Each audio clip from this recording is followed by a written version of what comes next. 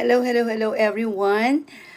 Once again, this is AI acronym individual. So, my word for today is about our obligation. When I say obligation, as human beings, we have to do this.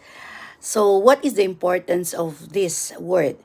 So, I attended Sunday church, and I learned this word, but it's my own interpretation. I mean, my own giving word for each letter. So our word for today is pray. So P stands for pray. As an individual, the only way we can communicate to our creator is through prayers. So I don't know if there are people who do not pray, or probably those who are pagans or or do not antichrist, but majority of us pray. We know that there is someone up there that is listening to us. And while we pray, we reflect. We reflect on ourselves. What have we done? What are the wrongdoings that we have done? So that's why we are praying. We know that there is somebody up there watching us. We can hide it to people, but to Him we cannot hide. So, alam natin na nandyan siya at nakikita niya lahat. Wala. Sabi nga, ultimong hibla ng ating mga buhok ay alam niya. So, we cannot hide from it. And activate.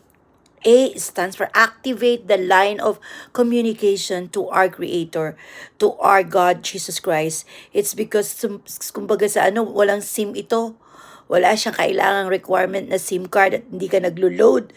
So, unlimited ang pag-activate ng ating mga SIM sa pananalangin sa Kanya. At unlimited din ang pakikinig niya sa atin. So, unlimited din yung pwede nating isuplika sa Kanya.